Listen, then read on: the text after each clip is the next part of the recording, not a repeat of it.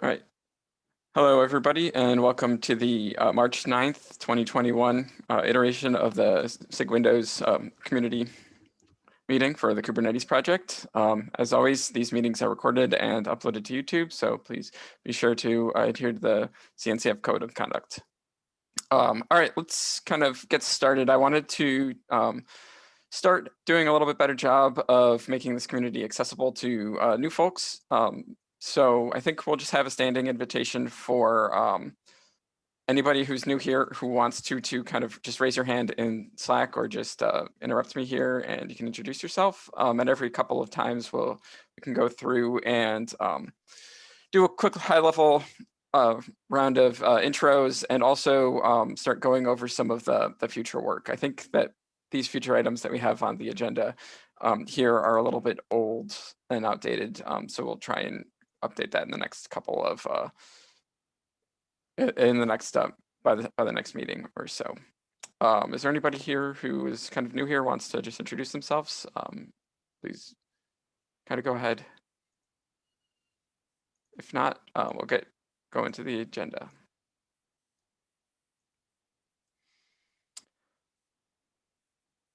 All right, in the interest of time, I'll get going and start with the announcements. The first announcement is the annual report. So we kind of mentioned this last time, but I don't think I did a good job of explaining what the purpose of the annual report was. So I wanted to kind of do that here.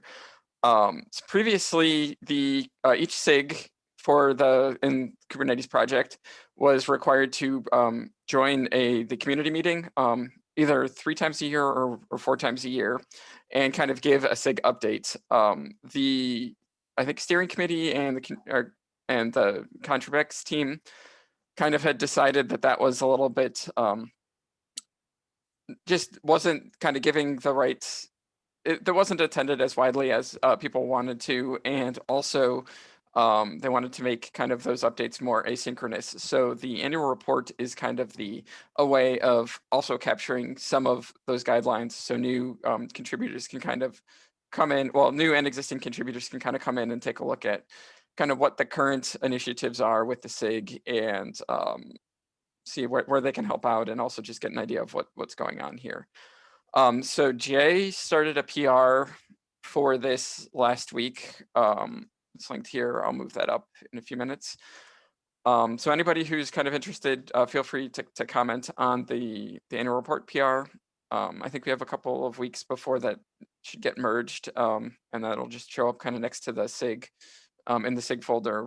So folks are searching for SIG Windows, they'll see that next to the link to the meeting notes and everything.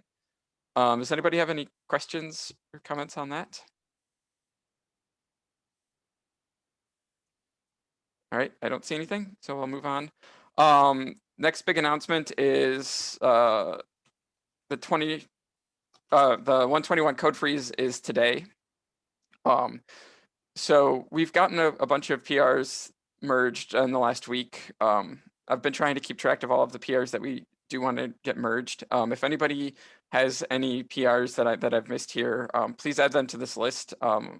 Myself and everybody will try and ping all of the reviewers to get these reviewed.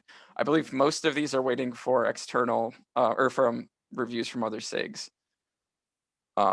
So yeah, please either just reach out to me or anybody in Slack or add it to here and we'll try and ping these and get these in today. Now I believe there's guidelines for what can and cannot merge after code freeze, but in general, unless it's kind of a critical or bug or a big usability issue, try to limit the PRs that get merged after code freeze. Test freeze is next week still, so any PRs for test related cleanup can still go in. But enhancements and just general code updates are going to be under a lot more scrutiny for that. Thanks. I see a couple things here. Is there anything that anybody wants to call out specifically? I know James, like this first one here, this get file system stats, that one I would really like to get in. I believe we're waiting on SIG storage to approve for that one. That one makes the kubelet logs kind of an absolute mess to look at on Windows. So I approved from SIG storage, but actually it's required SIG node, which is package kubelet. Yeah, I pinged someone from SIG node. I'll try and ping some node reviewers for that as well. Thank you for taking a look at that, Jing. I'll give a quick update on the Windows host processor privilege container work. As I was kind of expecting, most of the reviews didn't come in until yesterday. There's not really any contentious issues. There was one comment on the PR related to how we handle feature gates, because for this one, or for this feature, during the PRR review, the PRR team decided it would be better to have these fields not get dropped if the feature flags were disabled, and instead block these privilege or host process containers at admission time. So there is a little bit of updates that need to happen in the PR for that I'll try and address today. If not, I will try and file an exception to get this in. I think it meets some of the exception criteria where it's fairly scoped and shouldn't destabilize anything if it doesn't meet the deadline today. I think one thing I did want to call out is I did see a couple of networking related fixes. It looks like they're getting added to here. I have not been doing a great job following up on the networking related ones. Jay, I think you opened some of them or had at least been reviewing them. Do you think you could just make sure that the ones that we actually want or feel like will merge for 121 are kind of captured in this list, and let me know if we need to start pinging more reviewers? Yeah, terminating endpoints, I did not actually. I opened it and I talked to Andrew Sykem about doing it, and then I it's open if somebody wants to dig into it actually. And yeah, I'll do this offline, Mark. In fact, it might actually be a good thing to do for that onboarding thing that we're doing later on. So cool. Okay. Yeah, I'll look at all those. Arvind, did you have a comment? I saw you were editing and you popped on video. Yes, so I was going to call out that kubeproxy handling terminating endpoints. I know that they're trying to get that into 121 before the code freeze, which is today. So we should ensure that whatever they're doing there doesn't break Windows. And I did see David Schott assign or CC Shravant and Keith Manje from Microsoft on it. So if someone from SIG Windows takes a look, I think it'll be beneficial for us. We don't want to be broken in 121 on kubeproxy. Yeah, definitely. All right. Yeah, I think David's on the call. We'll try and get the right people to take a look. Yeah, I'll ping Keith. Yeah, I mean, I think it's an independent code path as far as I know, unless there's other changes that I didn't know about. So I think it's just changing but we can dig more into it. Yeah, I just want to make sure that we don't get broken again. Yeah. Any specific concerns or just general? Just general. Okay. I took a quick look too. Again, I'm not a networking expert. From my quick look, it didn't seem like it's hitting any Windows spot, but I would like someone from the networking side to take a look. We can run one of our optional tests against it too, just to see if anything goes bad. So yeah, that's a good thing, James. Is that the only networking? I think that's the only one, right, Mark? Yeah, I saw a couple that had work in progress, or like maybe one or two more that had work in progress PRs opened. It didn't look like they had a lot, like they were actually like serious attempts to fix anything. I'll make sure that those get moved out of the 121 milestone if I see them. I'll ping the owners first. That was another ask from the release team, is anything that's not critical or anything that we're not really serious about getting into the 121 milestone, to remove it from that milestone, just to create less noise for that team who's looking at all these issues. The kubelet checking the Windows permissions isn't particularly urgent. It's been there for a long time. So all it does is just stops us getting that kind of UID U0 message when you start kubelet, and then tries to handle it properly, which is probably more important than Containerd than Docker, because I think Docker just bombs out if you don't have the right permissions, but containerd actually tries to start. So, but it's not urgent if you want to remove it from the milestone. If it looks like it's pretty straightforward, I think I'm gonna push to have that in. Yeah, let's get it in, because I would get confused, Perry, when I never know whether things are broken or not when it gives me that UID message. I've actually saw that before as well. I think that's a kind of usability issue for people who are looking at logs, so that would be good too. But thanks for calling that out. No worries. All right, one last thing I wanted to call out here is that the call for proposals for KubeCon North America talks is open. There's a link for submissions for that. It's open until April 11th. If anybody is interested in hosting a KubeCon talk, there's some guidelines on kind of how to submit a talk and what will make a good talk and all of that stuff. KubeCon North America is currently scheduled to be a hybrid in-person and virtual event later this year in, I believe, Los Angeles. So if you're interested in that, check it out. It's always good to have more kind of Windows representation in talks outside of the maintainer track talks too. I see a couple of, Jay, I think you said that this might take about 15 minutes.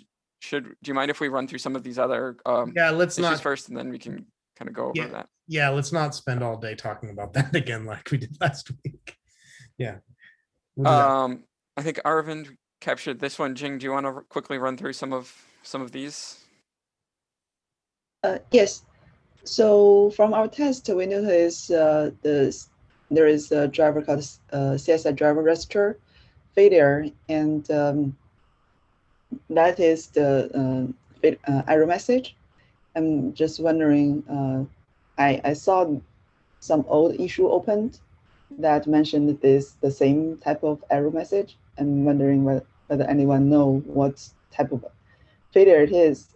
And I also want to point out that this container used Nano server as the base image.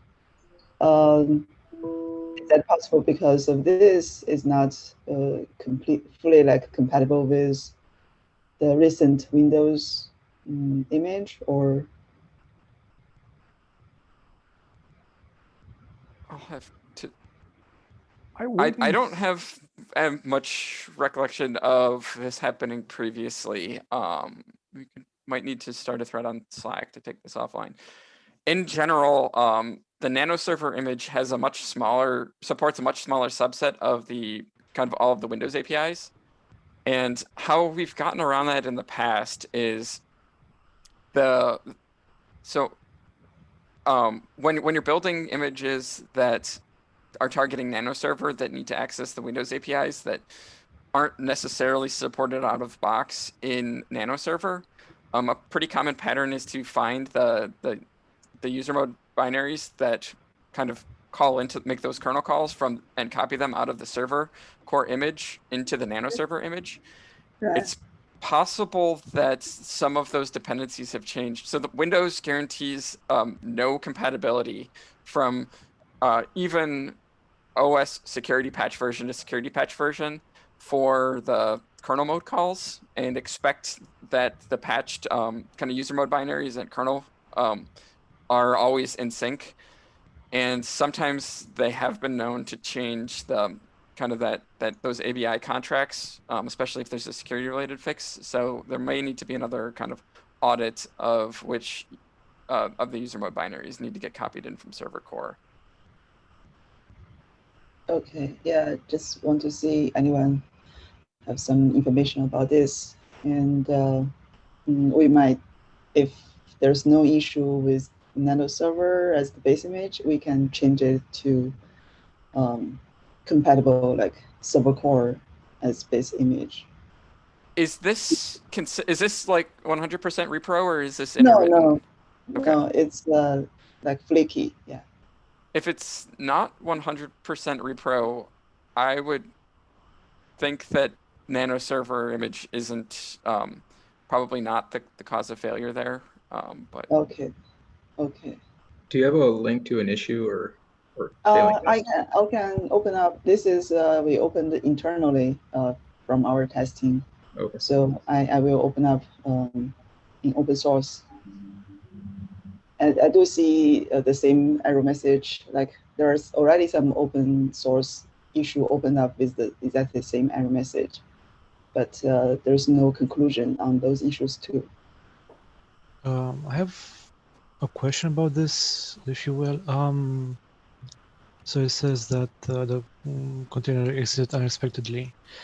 Can you actually start the container itself doing a separate entry point? So for example, just have a Docker, just pull the image and try to run the image itself and do an entry point CMD or something like that.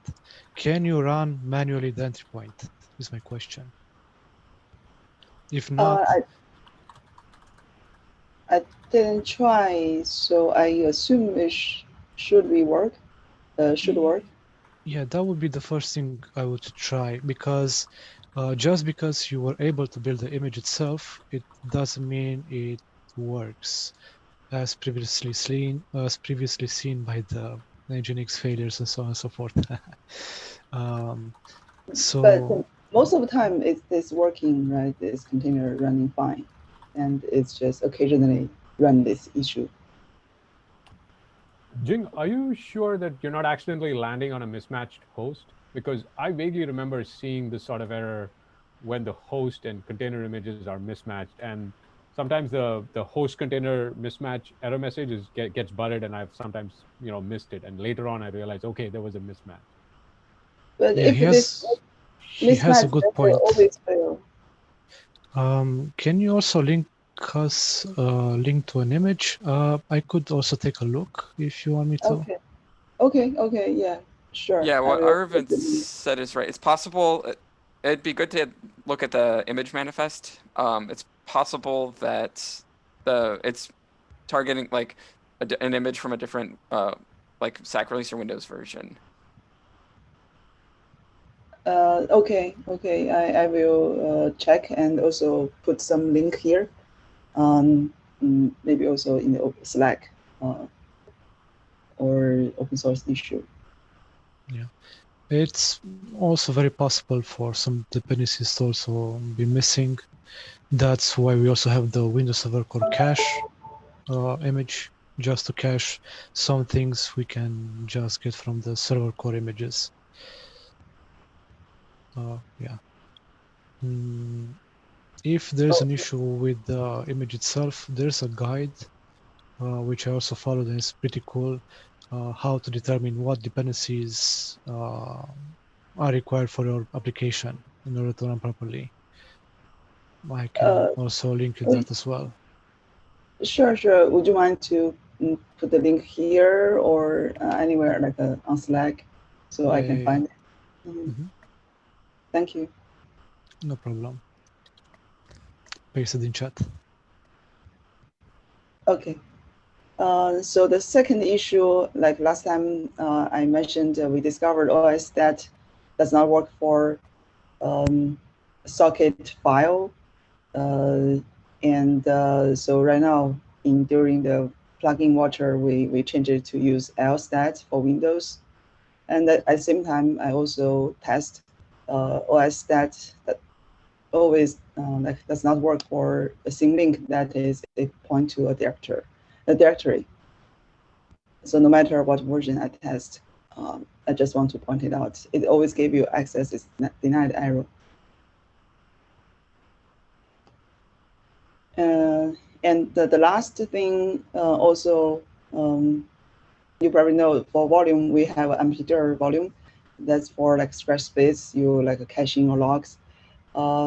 So I think from implementation, even though it allowed the memory as the medium, but it's actually using the local disk. So basically memory as the medium for empty-dir is not working. So it's actually still using the local disk. I want to see whether anyone know to support like similar like a temp fs in Windows. It is a good thing to add, or when I ask on Slack, I see someone saying actually it's not good for Windows. Yeah, I saw some of that thread, and there are kind of some third-party tools to help create a I think on Windows you'll see them more kind of referred to as a RAM disk to create some of those. I've never seen any really compelling use cases for them on Windows. I don't know if anybody else here has. Go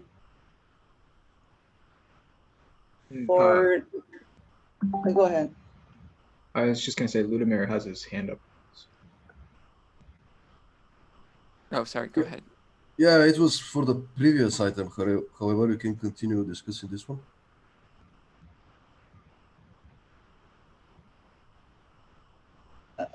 Sorry. Can you repeat? Oh, Lubomir just said that I think we'll go back to the OS stat issue after this one wraps up. Sorry that I missed the hand up. Okay. So because tempfs for Linux, right, it's using memory, so it's actually much faster than the disk. I don't know, for Windows, there's no such use case, so memory could be much faster in terms of performance. Yeah, I don't have a lot of details here. I just know that in general, I'm not sure if there's just a lot of complications with how they work in Windows or anything. I don't know, Muzz or Kevin, or maybe even Jocelyn, do you have any comments for this? If not, we can go back to the OS stat issue and kind of either create an issue or bring this up on Slack again, the empty dir. Sure. Yeah, I don't know about RAM disk on Windows.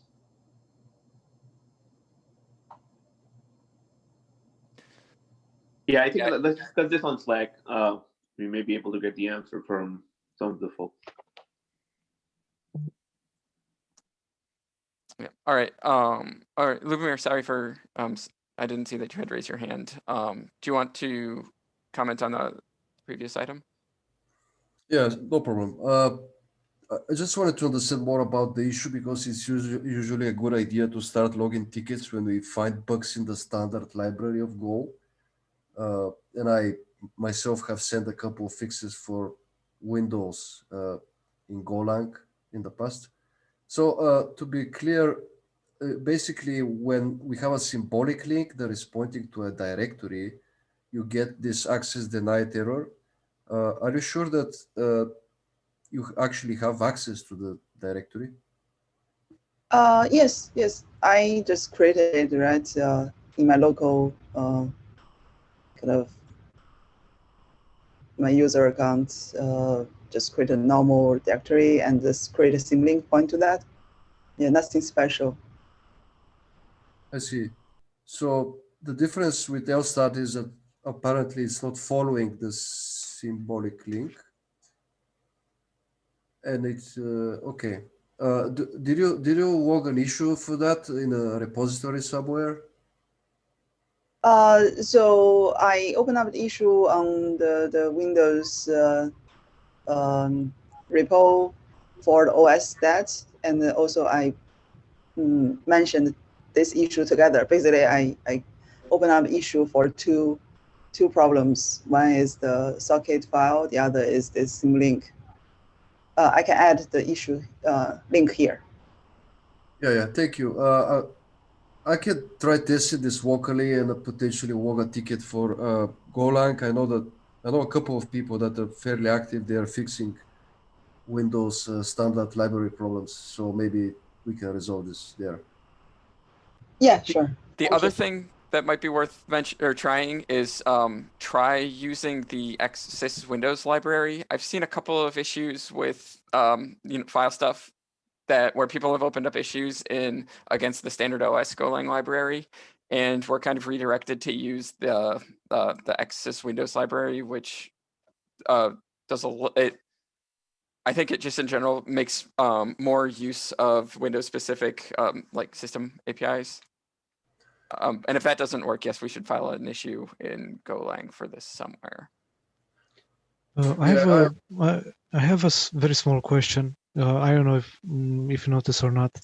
Is the folder symlink or symlink D. For example, if you do a dir list in CMD or something, you can actually see that one might be symlink or symlink D.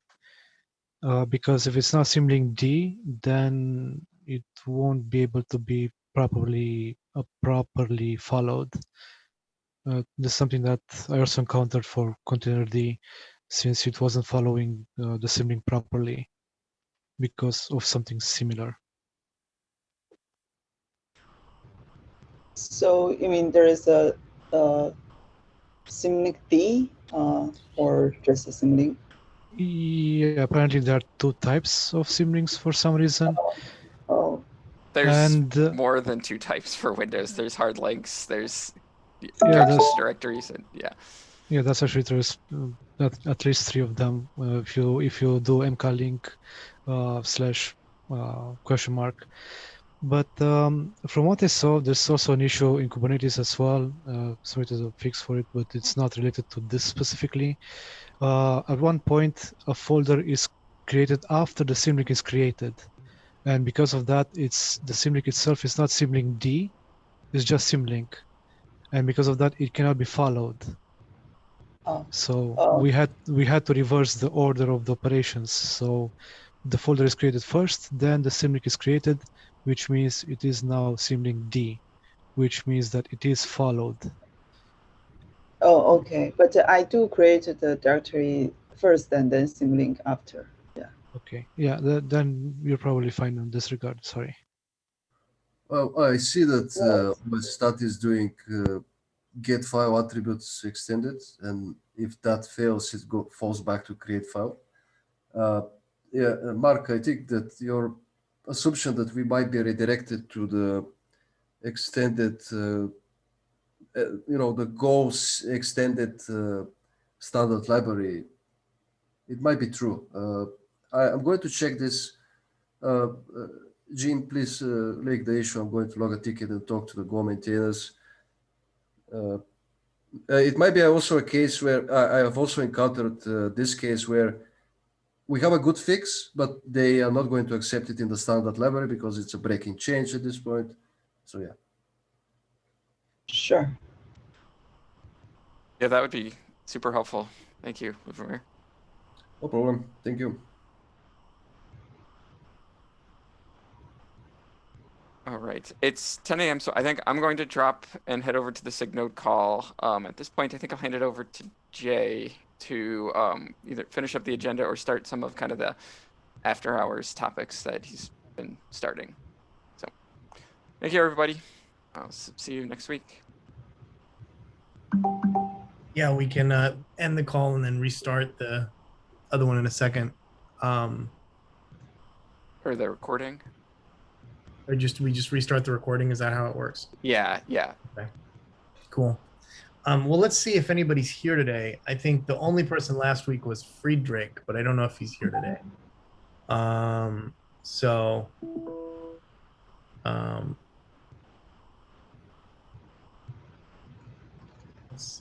Let's see who drops and who stays. And meanwhile, we can